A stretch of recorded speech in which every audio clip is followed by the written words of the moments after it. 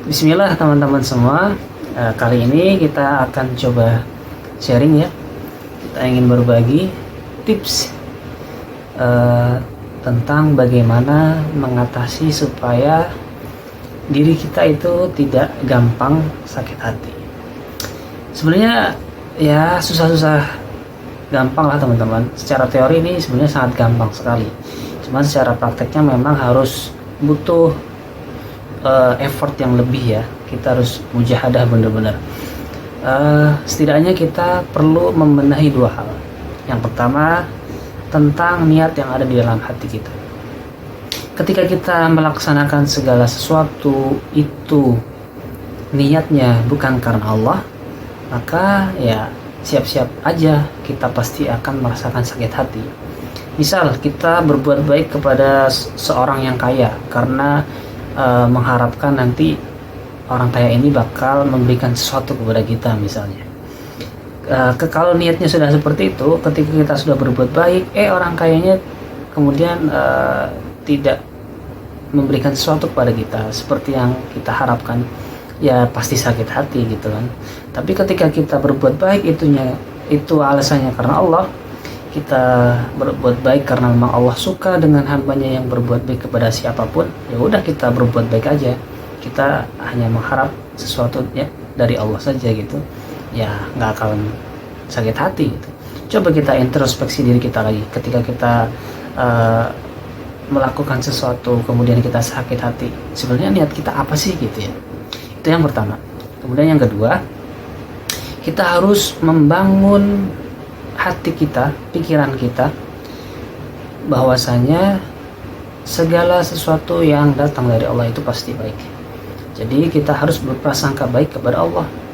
Ini tidak ada pengecualian. Kita harus berprasangka baik kepada Allah dalam segala hal, dalam segala kondisi. Karena kita aja disuruh berprasangka baik kepada sesama, apalagi kepada Allah. Bukankah memang Allah adalah sebaik-baiknya perencana dalam setiap urusan kehidupan kita?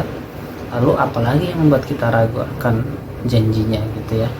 Jadi ketika kita berprasangka baik kepada Allah, mindset kita sudah apapun yang datang dari Allah itu pasti baik, ya nggak ada lagi yang namanya sakit hati, nggak akan ada lagi sedih yang berlebihan, tidak akan ada lagi galau yang berlebihan, tidak akan ada lagi kecewa yang berlebihan. Ya galau, kecewa, sedih sebagai manusia normal ya wajarlah, kita pasti merasakannya. Tapi ketika kita sudah berprasangka baik kepada Allah, yakin bahwasanya yang datang dari Allah itu pasti yang terbaik buat kita, maka semua itu tidak akan bertahan lama. Semua itu tiba-tiba akan sembuh saja. Allah yang menyembuhkan gitu kan. Nah misal contohnya nih, ketika kita mencoba bertaaruf misal dengan lawan jenis, kita niatnya karena Allah, kita pengen menyempurnakan separuh agama kita, pengen bisa punya partner dalam ketaatan ketika kita sudah mempunyai pasangan.